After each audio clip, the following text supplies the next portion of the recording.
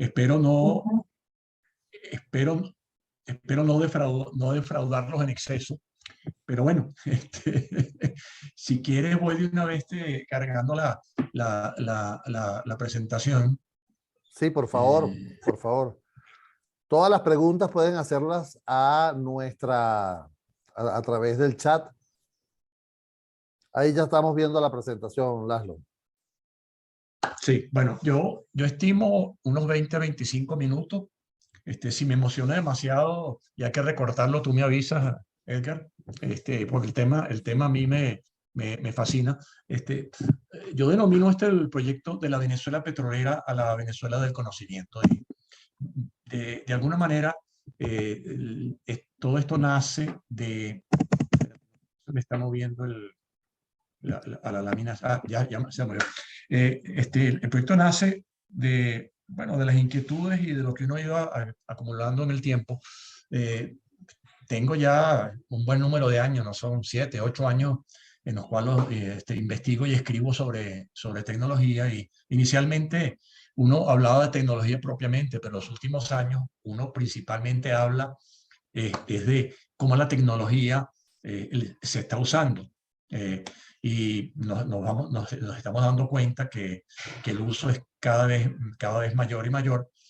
Y realmente tuve inquietud sobre cuando hay una transformación como la que comenzó a ocurrir ahora, de esta magnitud, ¿qué es lo qué es lo que lo mueve y quiénes son los que se aprovechan de esto? Y básicamente lo que voy a hacer en la presentación es hablar algo de la revolución industrial, que de alguna manera esta que nosotros llamamos la revolución de conocimiento es la cuarta etapa de esa, y de todas las transformaciones tecnológicas del mundo ha sido la de mayor impacto. Es importante recordar que la tecnología realmente es la que ha cambiado la manera en que nosotros vivimos. Y cuando uno dice tecnología, tecnología significa cuando el hombre usó la piedra por primera vez para hacer instrumentos, cuando descubrió el fuego, la rueda, la pólvora, la imprenta, pero de todo, y cada una de ellas hizo impacto y cambió, pero la que por supuesto ha tenido el mayor impacto ha sido la revolución industrial.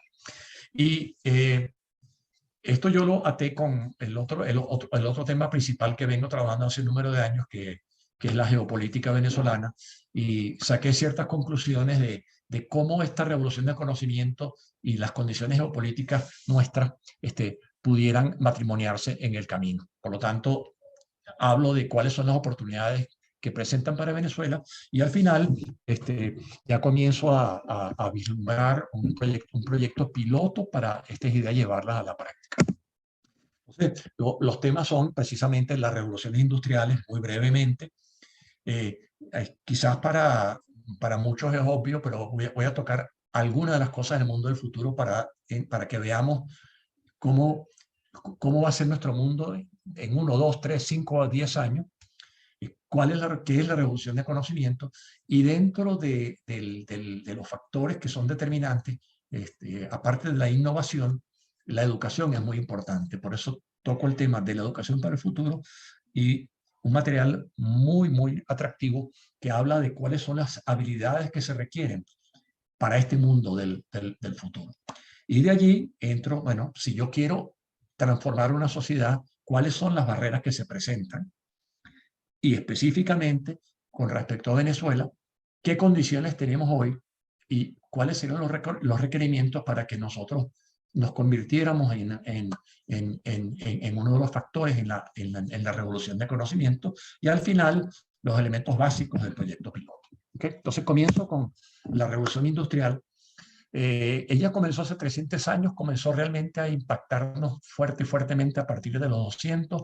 Nace con la máquina de vapor transformando siendo utilizada para los telares, y eso sacó a la gente de trabajar en su casa a crear las primeras fábricas. Y de ahí en adelante, las consecuencias demográficas brutales. Pasamos en el mundo entero de sociedades rurales a sociedades urbanas.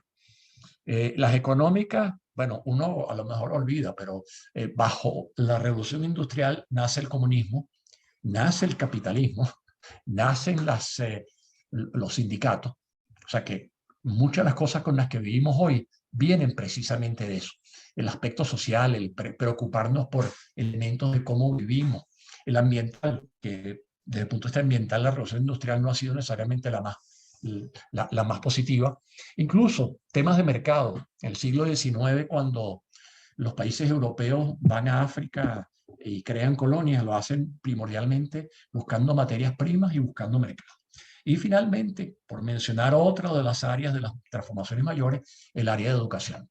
O sea, en el área de educación los cambios fueron enormes, enormes, enormes. Básicamente la gente empezó a ir a escuelas cuando antes era algo muy, muy, muy limitado. Entonces, esto un poco para darnos idea de que probablemente el mundo se transformó más en los últimos 300, 200, 100 años que en los miles de años anteriores. Esa es la revolución y estamos en un cierto momento. De hecho, se identifican como 3 etapas hasta ahora de la revolución industrial. La tercera es la que se denomina digital, que comienza a mediados del siglo pasado, estamos hablando de unos 50 años, y hoy en día ya comenzamos la cuarta etapa, que sería la revolución de conocimiento.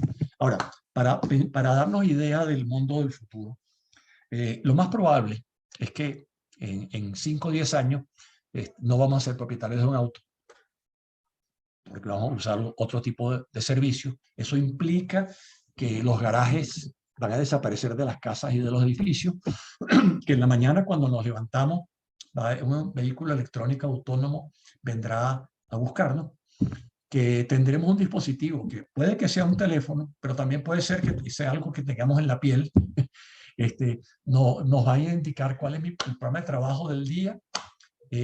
Por inteligencia artificial seguramente detectará si dormimos bien o mal, y si dormimos mal, automáticamente en el vehículo va a extender una cama para descansar la media hora hasta que se llega al trabajo. Las compras, las cotidianas, se van a realizar vía inteligencia artificial. El tema de salud, el no hacer un diagnóstico de inteligencia por vía inteligencia artificial va a ser considerado mala práctica. Y de hecho, por ejemplo, para comprar ropa, en lugar de ir a un centro comercial físico como el Sambil, seguramente iremos a uno de realidad virtual, donde un avatar, un gemelo digital, tiene nuestras medidas exactas y vamos a escoger la prenda que queremos.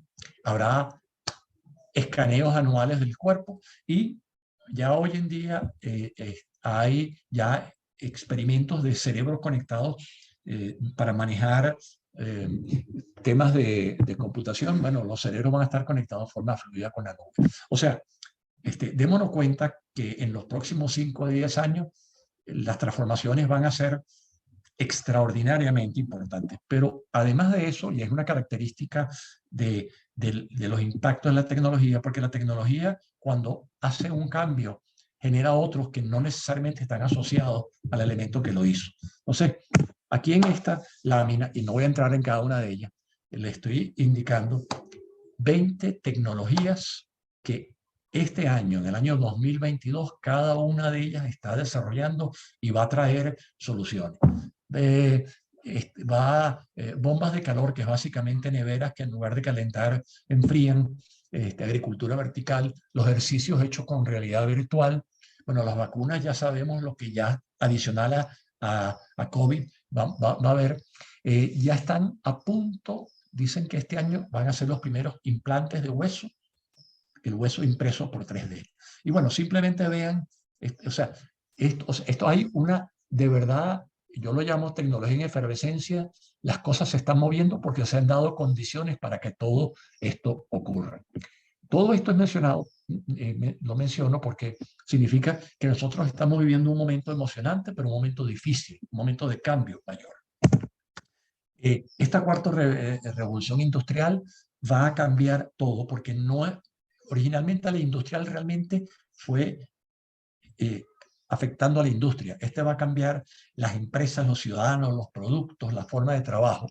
Y lo más importante es que, y esto lo reflejan casi todos los estudios que he visto publicados, que se espera que en los próximos 10 años todos los sectores de la economía global van a ser transformados.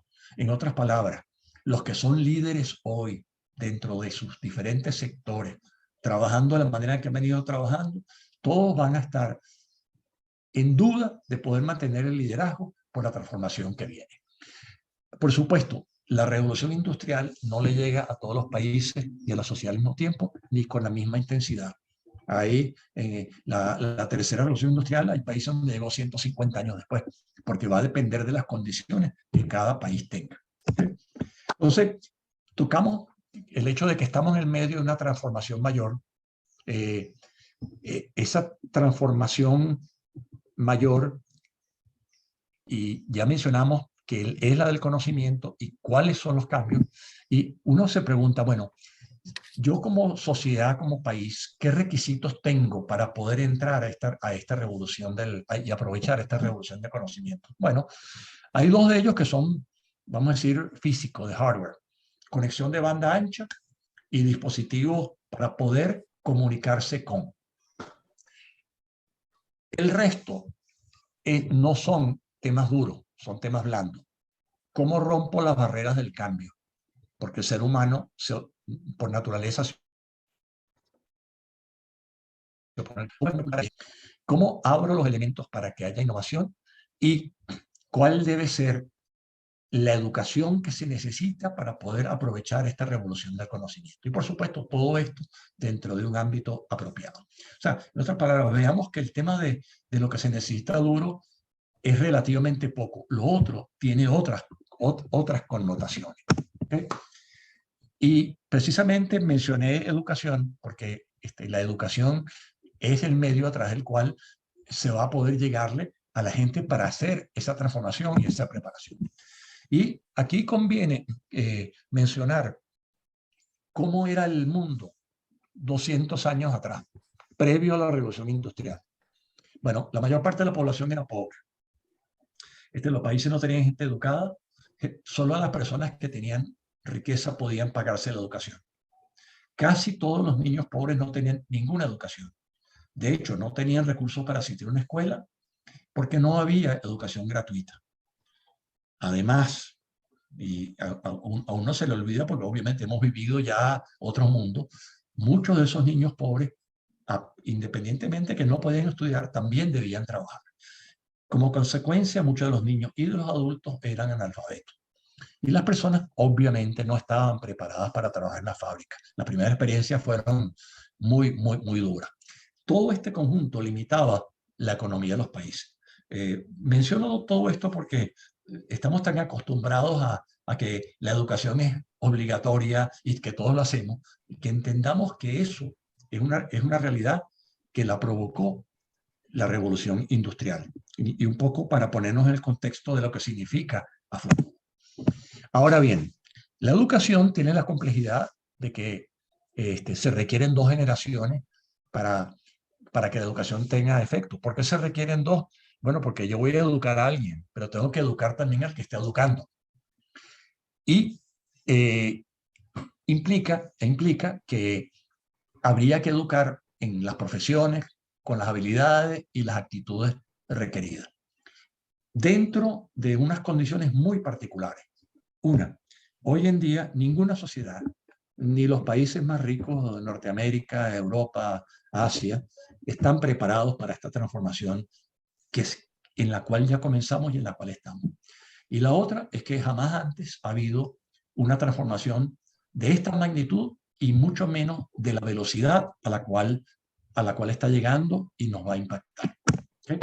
Entonces, en el caso de la revolución de conocimiento, viéndolo desde perspectiva de educación, esta lámina colocamos, bueno, normalmente, ¿cuál es la educación formal que se recibe? La estructura es más o menos típica, preescolar, primaria, secundaria, técnica, universitaria, pero resulta que los estudios que se han hecho, y son múltiples, es que hay una serie de habilidades y actitudes que se requieren para operar, para trabajar dentro de esta sociedad del conocimiento. Esas tienen que estar adicionadas. Pero eso solamente impactaría al universo de personas que se educan. Resulta que nosotros tenemos que educar también a los adultos. ¿Y dónde están los adultos? Bueno, trabajos independientes, trabajan en el sector público, en empresas privadas, en ONG, emprendedores, esos también requieren esas habilidades y actitudes. Y arriba se coloca, bueno, esto es válido para todos los países. O sea, en este momento no hay ningún país ni ningún lugar del mundo donde esas habilidades y actitudes se estén transmitiendo de la manera que se requiere para el futuro en el cual ya estamos.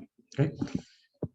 Las habilidades han sido estudiadas por organizaciones como el World Economic Forum, como UNICEF, y menciono McKinsey porque voy a profundizar un poco en un estudio de ello. Y básicamente, las habilidades que se requieren están en 4 categorías.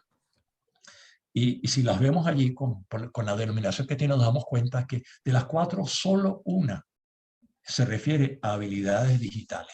Las otras 3 tienen que ver con la persona por sí misma y la persona operando en grupo. Entonces, fíjense qué curioso esto. Ahora bien, ¿qué ocurrió? Muchos han identificado cuáles son las habilidades y actitudes y hay un acuerdo al respecto. McKinsey, que es una de las grandes consultoras en el mundo, hizo un trabajo que a mí me parece que es espectacular, con una dedicación de entrevistar a 18.000 personas en 15 países. Bueno, McKinsey hace esto, entendámoslo también, porque se dio cuenta que había un mercado que va a exigir que los ayuden a desarrollar estas habilidades y actitudes.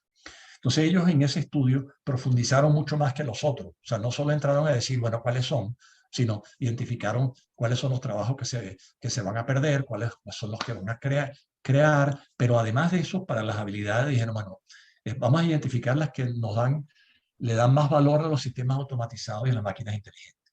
Vamos a ver cuáles son las importantes para operar dentro de un ambiente digital. Y además, ¿qué habilidades se requieren para que la persona desarrolle adaptación continua?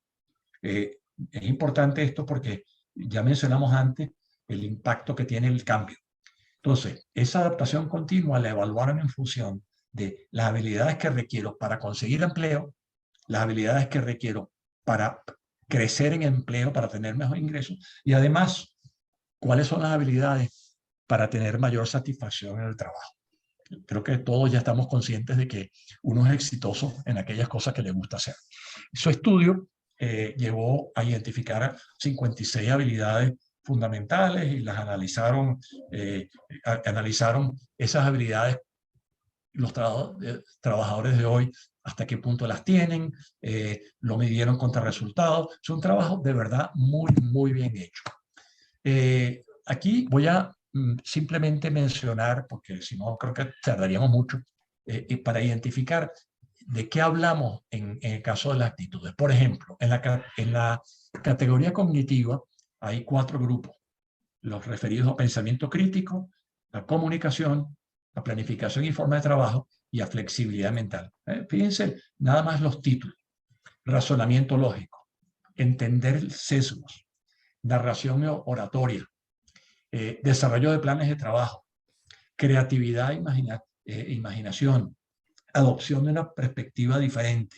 Fíjense las cosas que se requieren, que se considera que se requieren para ser exitoso en este mundo nuevo. En la interpersonal, y ahí están los 3 grandes grupos, son movilizar sistemas, desarrollar relaciones y la efectividad del trabajo en equipo. De nuevo, elaborar una visión inspiradora, empatía, inspirar confianza, humildad, sociabilidad, motivar diferentes personalidades, coaching, empoderamiento. Yo creo que todos de alguna manera hemos escuchado como elementos de esto y estamos conscientes de que tienen importancia, pero ahora lo estamos viendo dentro de un contexto global. El tercer grupo es la categoría de autoliderazgo. ¿Cómo me hago yo mejor a mí mismo? ¿Cómo manejo mejor mi conciencia? ¿Cómo me administro mejor? ¿Cómo desarrollo emprendimiento? Emprendimiento es vital y clave dentro de este mundo del conocimiento. Pero además de eso, ¿cómo soy práctico? ¿Cómo alcanzo objetivos? Bueno, aquí vamos a ver integridad, automotivación, coraje, toma de riesgos en emprendimiento, energía, pasión y optimismo, propiedad y firmeza, lidiar con incertidumbre. Con esto cubrimos 3 categorías. La cuarta es la digital. Y en la digital no estamos diciendo que la gente debe ser expertos programadores. Lo que estamos hablando básicamente es fluidez digital, es ciudadanía, cómo entender el uso y el desarrollo del software y cómo entender sistemas digitales. De hecho, ellos usan la expresión alfabetismo en varios lugares. Lo van a ver digital, en programación, en data, en ciberseguridad. A lo que se refiere es entender de qué se trata, no convertirse en programador ni en experto en seguridad. Pero necesito conocer lo que los muchachos nuestros ya hoy en día lo tienen en forma natural cuando toman un teléfono a los 2 años de edad y lo hacen operar. Bueno, al final nosotros tenemos que entender qué hace este mundo digital. Entonces, este trabajo extraordinario con las 4 categorías identificadas nos dice, oye, hay manera de adquirir conocimientos para prepararnos para ese mundo del conocimiento. Entonces, pensando esto, bueno, veamos cuáles son las barreras estructurales que tiene cualquier sociedad o cualquier país. Y básicamente, primero quisiera mencionar que realmente no es tan fácil predecir qué país va a ser exitoso. Si alguien hubiera dicho hace 40 años que Alemania y Japón iban a ser exitosos, uno diría, oye, pero por supuesto, ellos tienen el ADN. Ellos antes de la Segunda Guerra Mundial fueron exitosos. Pero díganme ustedes, hace 40 años, ¿quién se iba a imaginar dónde estaría hoy en día Corea del Sur, o Singapur, o Israel, o Estonia? O sea, estamos hablando de países, algunos más pequeños, unos más grandes, que sin haber enfrentado a lo que estamos hablando, pero sí dentro de un mundo competitivo, lograron transformarse. Y las barreras para poder llegar a eso son muchas, y aquí simplemente lo que voy a hacer es nada más como enumerarlas, en el sentido de decir, bueno, necesito para poder hacer esto, la posibilidad de que haya libre empresa, Estado de Derecho, crear y fomentar espíritu emprendedor, un liderazgo, una élite empresarial que apunte a futuro, el apoyo gubernamental, que haya capital de riesgo para que se hagan innovaciones, que haya universidades excepcionales, una inmigración o inmigración que pueden ser determinantes en esto, por supuesto la innovación, y por supuesto banda ancha y dispositivos.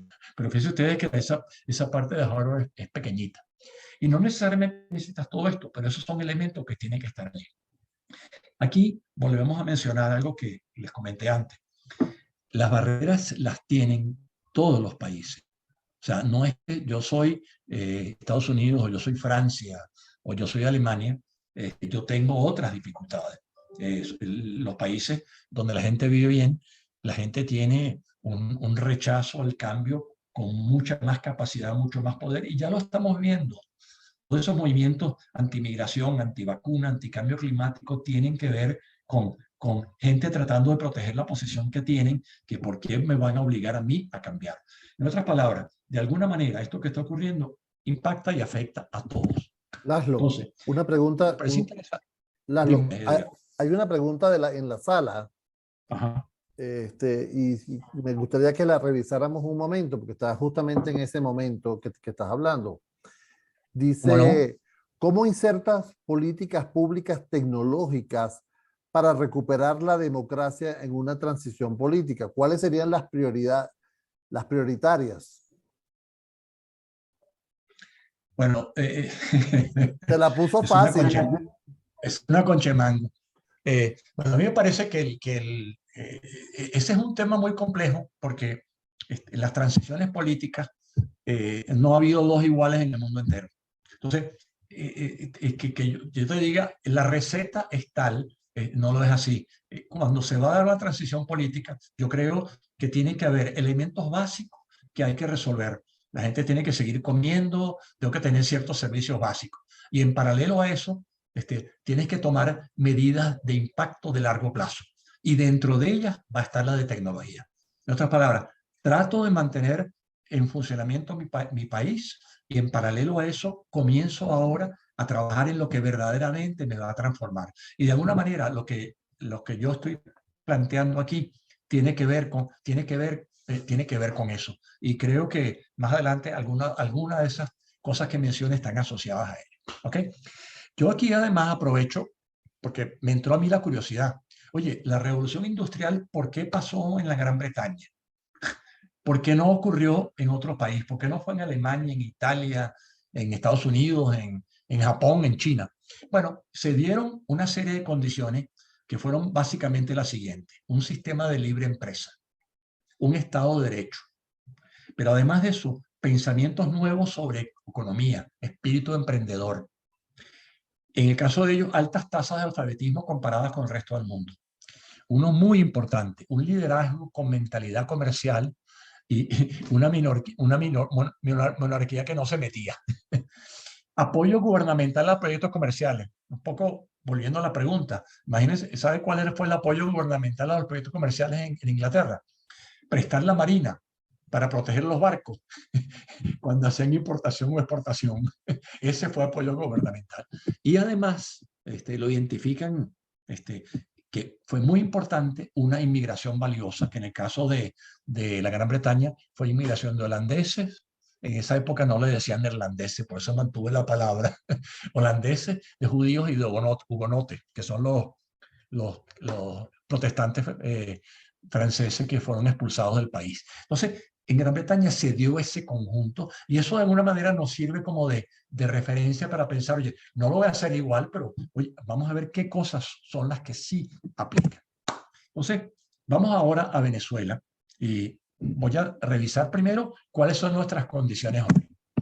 Bueno, punto muy importante, el petróleo no es lo que era para nosotros, ni tampoco lo será en el futuro. En otras palabras, nosotros, aun si se dieran las condiciones en un momento dado para aumentar significativamente la producción, ya la competencia energética de otras fuentes es demasiado grande para que el petróleo tenga la relevancia que tuvo hasta hace recientemente.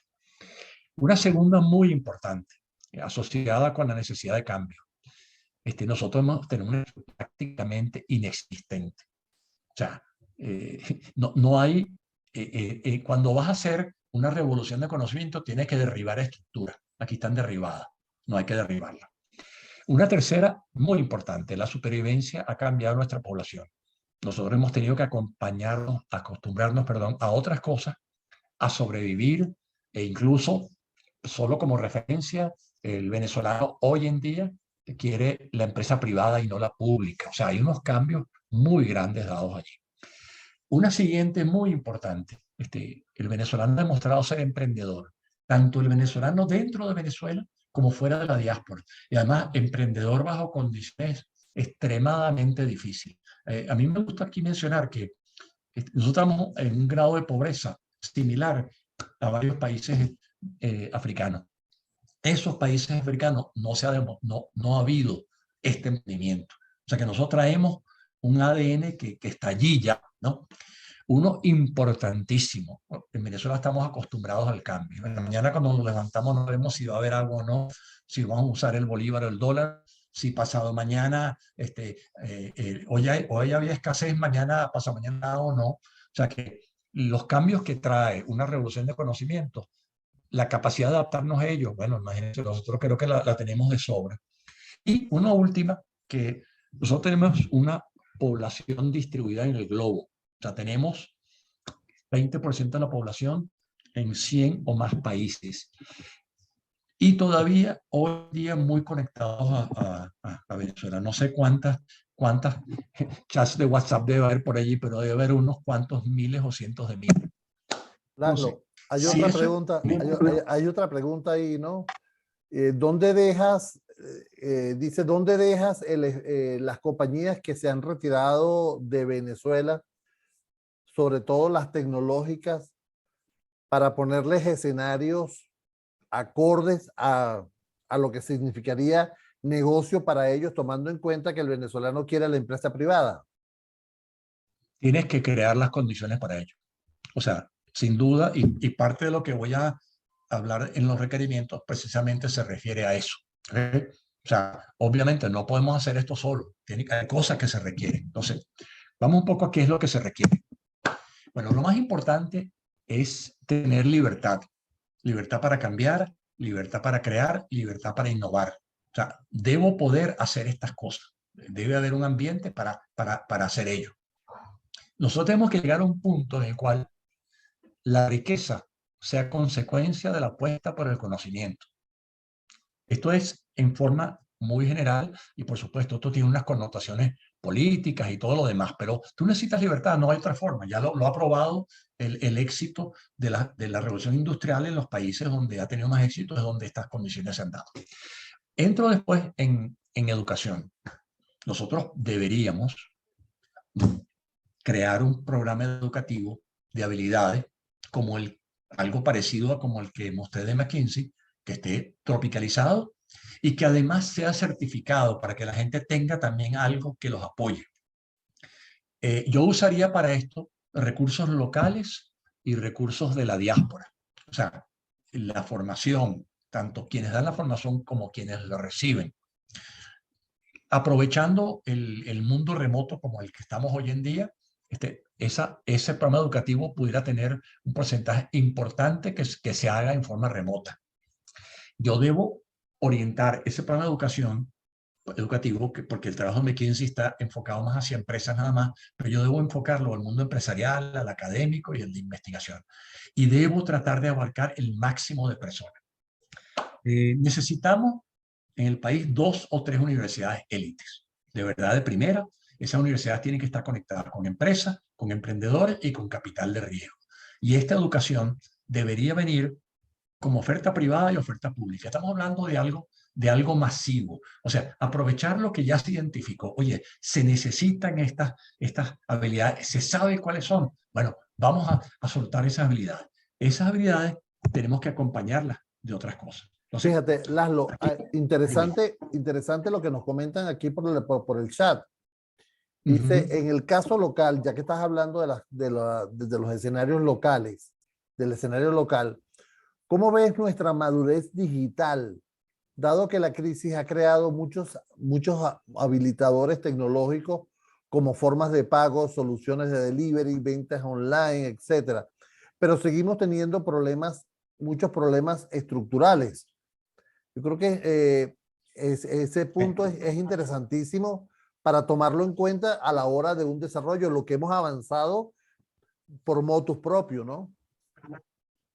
Bueno, es que precisamente, bueno, de nuevo un poco como con la pregunta anterior, hay que hacer un trabajo de crear condiciones para ello. Pero fíjate si yo hago la comparación a cómo arrancó la revolución industrial, este, eh, tú tratas de crear condiciones para que la gente misma empuje las cosas a nivel personal, a nivel de grupo y por supuesto desde arriba. Ahora, aquí hay algunos puntos que son muy importantes para Venezuela, que son condiciones particulares nuestras. Ya tocamos el tema de que no tenemos estructura que derribar, de que estamos acostumbrados al cambio, pero nosotros tenemos que aprovechar una ventaja competitiva. Nosotros tenemos el 20% de la población fuera de Venezuela y en lugar de considerar que la perdimos, debemos integrarla para ganarla. De esa manera cubrimos todo el globo y fíjense que es interesante que esta revolución del conocimiento no respeta fronteras físicas. Venezuela no debemos pensar en ella como 912.050 kilómetros cuadrados. Venezuela hay que pensarla como los venezolanos que están en el mundo entero e integrarlos a esto porque nuestra diáspora es una diáspora muy reciente y es una diáspora que no se ha desconectado del país y que además tiene necesidades también de poder sobrevivir y crecer en los ambientes en los que están y yo los vería como un conjunto. Yo menciono aquí ahora, yendo un poco a la pregunta también anterior, bueno, ¿qué necesito realmente dentro de todo esto? Bueno, yo necesito banda ancha en todo el país, que por cierto, eh, hay desarrollo de banda ancha en todo el país, sorprendentemente en casi todas las ciudades, incluso en sitios como el Vargas que no nos imaginábamos, están apareciendo ofertas. Pero por supuesto, tenía que ser algo más grande todavía. Y por supuesto que la gente tenga dispositivo. Ahora bien, desde el punto de vista, nosotros necesitamos emprendedores y empresarios que respondan a un cambio cultural, que dispongan de seguridad jurídica para operar, que puedan inventar y que lo hagan y que tomen riesgo. Y yo contaría con emprendedores y empresarios venezolanos y extranjeros, no importa, lo que tienes que hacer es desarrollar el país, crear condiciones para que esto funcione. Entonces, necesito también capital de riesgo para innovar, porque no basta nada más con que yo dé educación, yo tengo que crear condiciones para que de esa educación los que se les prende la chispa y son capaces de actuar, poder ayudarlos. Entonces, Mira, dime. aquí hay una pregunta, dice, ¿cómo se integran las ONG en este proyecto educativo para la formación de ciudadanos? Te lo escribe Gorka Carnevali, miembro del Foro Antillano. Sí, y amigo mío, le respondo ahora con el proyecto, ¿ok? Ok, dale pues. Ok, ok. Bueno, básicamente lo que yo pienso es que para que Venezuela aproveche esto, nosotros tenemos que hacer una especie de mini plan Marshall, el plan bajo el cual Europa se recuperó de la Segunda Guerra Mundial. Digo mini porque lo que se requiere desde el punto de esta inversión es minúsculo comparado con lo que se hizo en otros lados. Y tenemos que generar una sociedad donde el conocimiento lo persigan y lo busquen todos, donde el origen del éxito sea el trabajo. Y un país donde haya más orgullo por Arnoldo Gabaldón, Jacinto Combit o Andrés Bello que por una Miss o un pelotero, independientemente que me gusta mucho el béisbol. Y es un país donde tenemos que tener héroes civiles, héroes académicos, héroes empresariales y también militares, pero no solamente militares. ¿Okay? Entonces, esto es un poco como la de transformación, lo estoy planteando de una manera muy general. Yo, de hecho, estoy ya completando, esto arrancó como una presentación, ya tengo un documento escrito como al 90% que lo soporta. Pero, perdón, me faltaba un punto más. Como estamos soñando de la Venezuela del conocimiento, oye, los sueños no se paran. Si uno comienza, ¿por qué no podemos a futuro pensar en que ese país del conocimiento puede ser el país emprendedor, como lo es considerado Israel hoy? O puede ser el país digital, como es Estonia hoy, que incluso hasta tiene residencias digitales y tiene blockchain para recoger toda la información de la gente. O sea que el límite, una vez que tú entraste en esto y creaste las condiciones para innovar, el límite te lo vas a establecer tú mismo y tu propia gente. Ahora, ¿qué ocurre? Y esto va un poco a las 3, 4 preguntas que tú transmitiste, Edgar. Bueno, esto implica un cambio de modelo económico y probablemente también político. ¿Cuándo va a ocurrir eso en Venezuela? Eso no lo sabe nadie ni cómo va a ocurrir. Pero en el camino, una de las cosas que nosotros podemos hacer es un proyecto. Vamos a hacer un proyecto piloto para probar si esto es válido o no. O sea, yo he presentado estas ideas ya en diferentes foros, comenzando por la Academia Nacional de Ingeniería y Hábitat, y el recibimiento ha sido muy, muy, muy positivo en todos los casos. Pero al final, unas son las ideas y la otra es probarlo. Entonces, yo lo que estoy trabajando ahora, y ahí van a entrar ONG, como lo que preguntó Gorka, yo lo que propongo es, vamos a crear un equipo humano, proyecto que tenga un equipo humano multidisciplinario, donde yo tenga una capacidad de manejo empresarial, haya un área de innovación, una educación, de relaciones humanas y de tecnología, que desarrollemos un programa de formación en habilidades y actitudes para el contexto venezolano, o sea, esas mismas ideas que ya se identificaron cuáles son, bueno, cómo aplican aquí en Venezuela, formar un equipo de instructores y hacer una selección de un grupo representativo de los venezolanos, que incluya venezolanos locales y de la diáspora. Incluir empresas, y bueno, lo voy a tener que corregir la lámina porque Gorka tiene razón, y ONG, porque de hecho lo estoy haciendo también, para afiliarlas al proyecto y contribuyan con la posibilidad de desarrollo de innovaciones. De hecho, tengo esta semana reunión con una de las ONG más importantes del área de educación de jóvenes de los barrios que están muy interesados en esto. ¿Qué más tenemos que crear? Bueno, un centro de innovación donde haya una cantidad de capital de riesgo Y una vez que conformamos todo esto, ejecutar un primer programa que se puede ejecutar bajo las condiciones existentes y en función de ese primer programa evaluar resultados, ajustarlos y preparar planes para el futuro. Yo, además de eso, tengo aquí toda una lista de lectura. Algunas de ellas tienen que ver con artículos que yo he publicado, pero otros tienen que ver con información que me parece que es interesante a esto. A mí o sea, un poco como para cerrar, porque ya hasta aquí llega la presentación. Yo, tal como ustedes lo han visto, por un lado, hablo de un proyecto país y ese es mi sueño, pero por otro lado digo, bueno, está bien, ese es el proyecto país y tengo que crear condiciones y yo quisiera que llegáramos a eso en Venezuela porque siento que hay madera de donde aprovechar en Venezuela. Pero por otro lado, la ejecución de un proyecto sería altamente beneficioso porque nos permitiría probar y ajustar las ideas que están aquí y puede ser la base para irlo expandiendo progresivamente. Así Lalo, que bueno, muchas gracias por la paciencia. no, por favor, interesante. Los comentarios han sido muy interesantes, sobre todo dónde se ponen en contacto contigo, cómo pueden aportar. Primero, dónde se ponen en contacto contigo. Segundo, dónde pueden aportar ideas y soluciones y mano de obra. Cuando digo mano de obra, creo entender lo que me dicen es el apoyo. ¿Ok? Entonces, ¿cómo hacen las personas para participar contigo?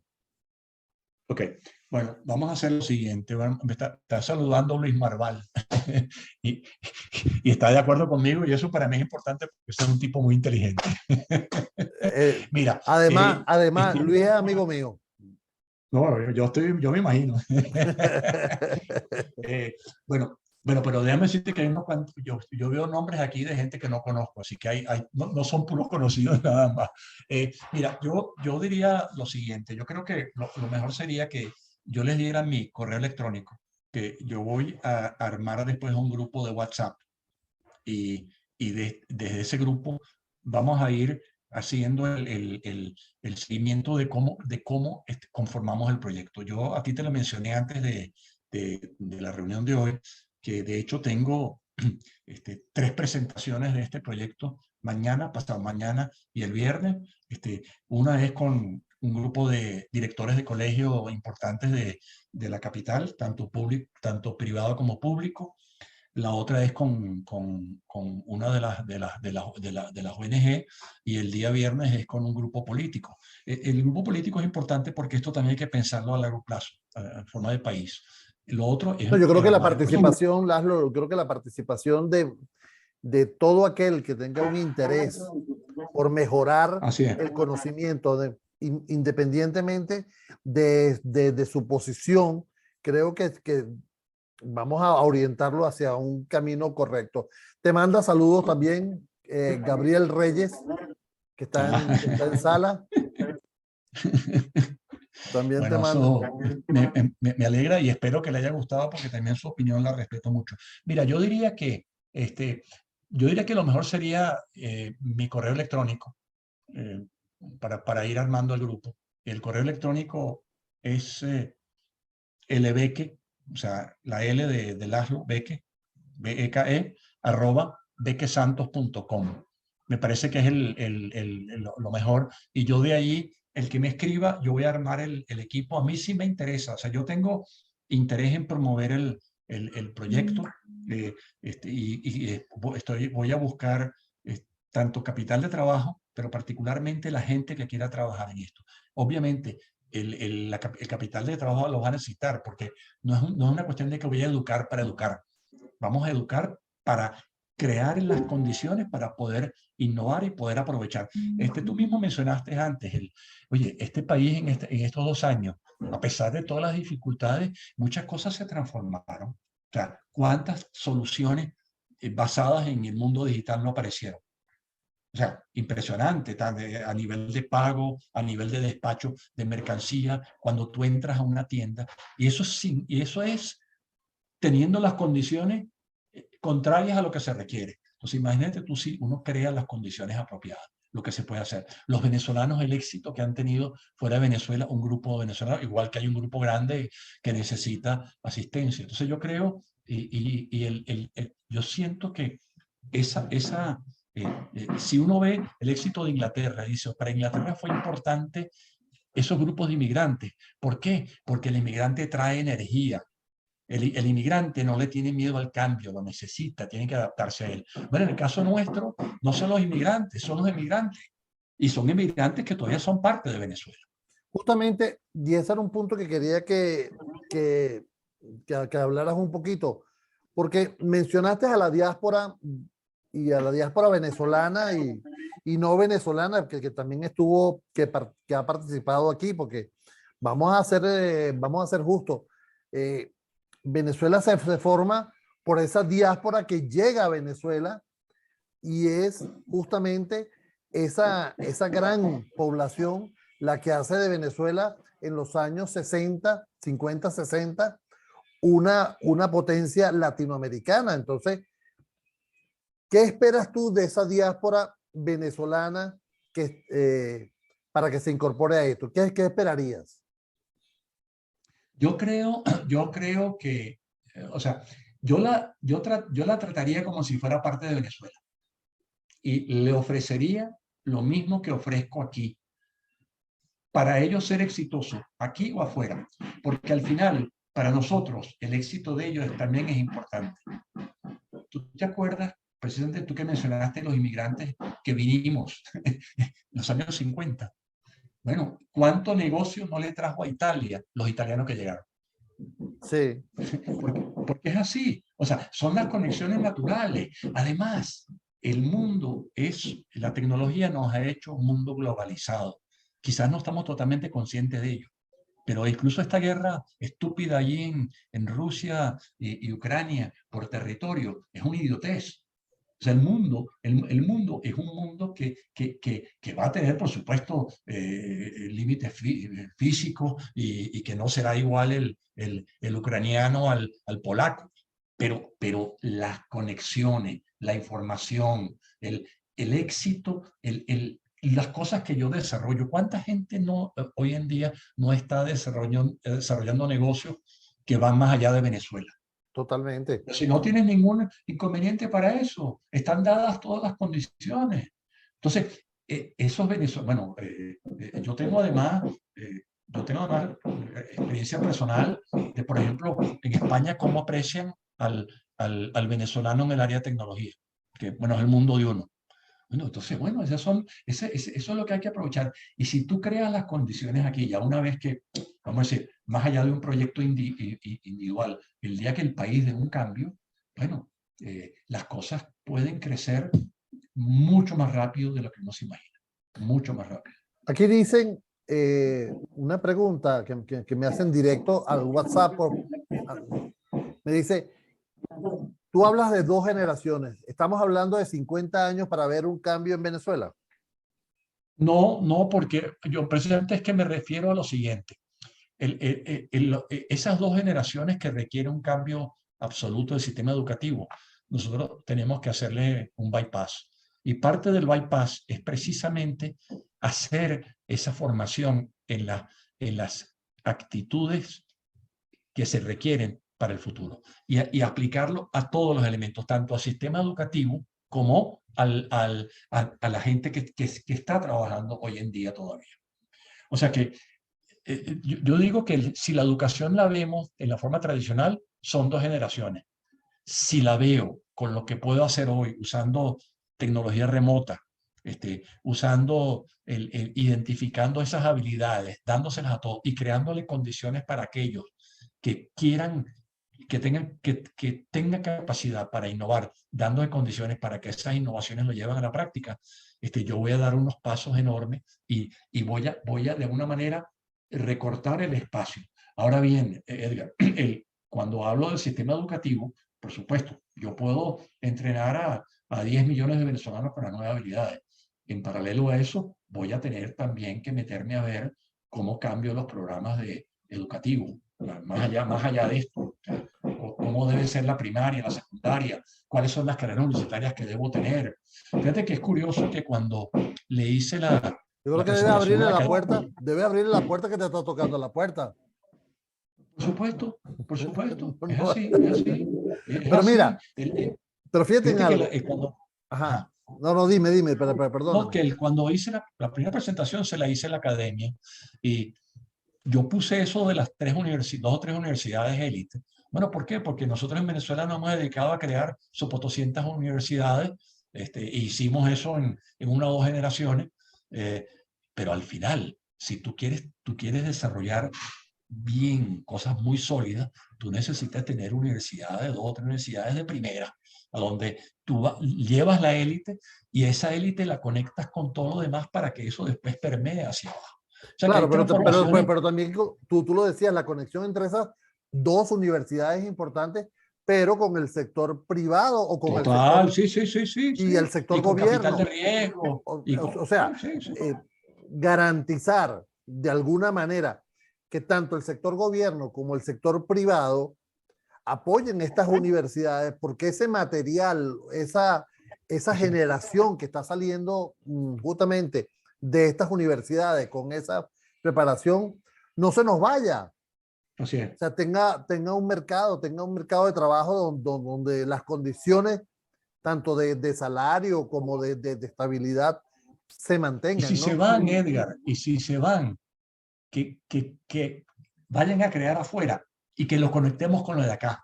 O sea, que yo no le pondría un lazo a nadie para que se fuera. Si nosotros creamos las condiciones apropiadas, va a haber gente que va a venir a vivir en Venezuela y nos va a sorprender cuántos no venezolanos van a venir también, si están dadas las condiciones.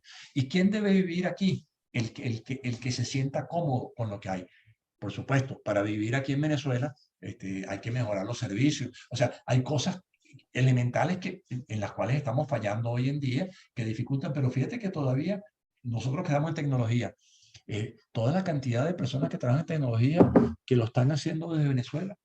Por cierto, un buen porcentaje de ellos trabajando para empresas afuera. Bueno, eso es también un potencial.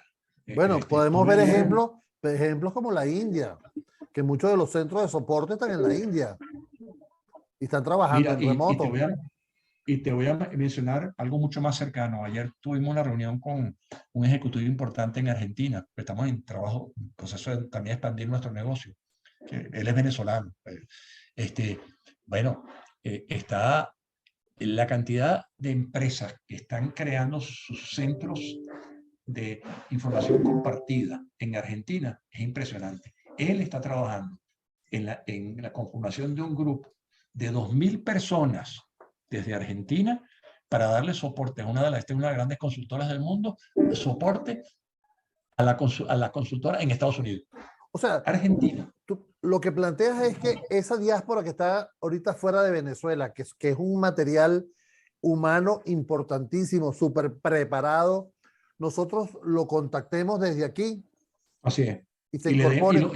y lo incluyamos en todos los programas que vamos a hacer.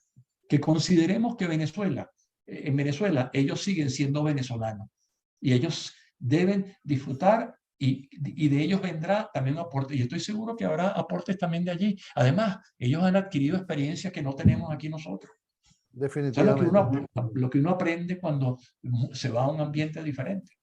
A mí la idea me motiva mucho. Estuve leyendo algunos de los comentarios y veo que hizo clic y de verdad, los que estén interesados en contribuir, yo voy a conformar el equipo y estoy trabajando en esto. Yo estoy muy emocionado con esto, es la verdad. O Bueno, sea, déjeme decirle que yo estoy participando en ese proyecto desde temprano. Yo soy ahí parte, estoy metido. Laszlo, yo quiero agradecer tu tiempo. Yo respeto mucho el tiempo de las personas y tal como le dije a todos, es una hora a la cual nosotros nos dedicamos a conversar de esto. Aquellas personas que quieran esta presentación pueden obtenerla, Laszlo. por supuesto, sí. Yo te la voy a hacer llegar a ti, Edgar.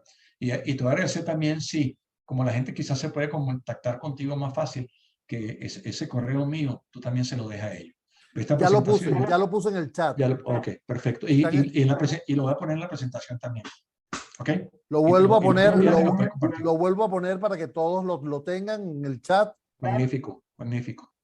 Mira, de verdad, muy agradecido por la oportunidad. Además, emocionado por las reacciones que veo de la gente que asistió, porque siento que hay un potencial en Venezuela extraordinario. Estas condiciones que tiene Venezuela no las tiene nadie. Esa diáspora no la tiene nadie más. O sea, la desgracia nuestra la podemos convertir en una gran oportunidad. Definitivamente. Yo quiero agradecer a todas las personas que se han conectado con nosotros. De verdad, a todos sus comentarios. Gracias, Ricardo. Sí, te voy a hacer llegar la presentación a través del correo que les hice llegar la invitación. Por ahí les voy a hacer llegar toda esta presentación. Les digo también que esta presentación va a quedar disponible para YouTube en el canal de IT News Lab, IT News Lab. Ahí lo pueden encontrar en YouTube. Vamos a montar esta presentación completa si la quieren volver a ver. Y por supuesto, quedo a sus órdenes y dentro de los próximos 15 días vamos a estar con un nuevo tema. Acepto sugerencias. Y a ti, Laszlo, hermano, de verdad, muchas gracias por tu disponibilidad, por tu amabilidad y siempre tu amistad incondicional. Muchas gracias, Edgar. Por cierto, esto es tan multicultural que me acaban de enviar un mensaje en húngaro. No, el Odash en Que, el chat. de verdad. Sí. ¿Qué dice? ¿Qué te mandamos? Muy buena presentación. No es ninguna grosería, así que tranquilo. Bueno, yo te iba a decir, bueno, no, yo también hablo húngaro. Déjame decirte, yo tengo un posgrado en húngaro. Lo que pasa es que yo hablo y no me entienden. Tú la con acento maracucho. Yo lo hago con acento maracucho. Bueno, Laszlo, muchísimas gracias, hermano, por tu tiempo. A todos, muchísimas gracias. Por supuesto, quiero agradecer a los amigos de AppSite por el soporte que nos dan en estas presentaciones que estamos haciendo. También el ancho de banda que hemos manejado aquí es cortesía de Galanet. Y por supuesto, todo lo que tenemos que ver con seguridad de nuestros datos nos lo dan los amigos de Logintel, que son representantes en Venezuela de la compañía de SET. A todos, muchísimas gracias y espero verlos justamente dentro de 15 días para hablar de otro tema sumamente interesante. Gracias a todos y nos estamos hablando. Gracias.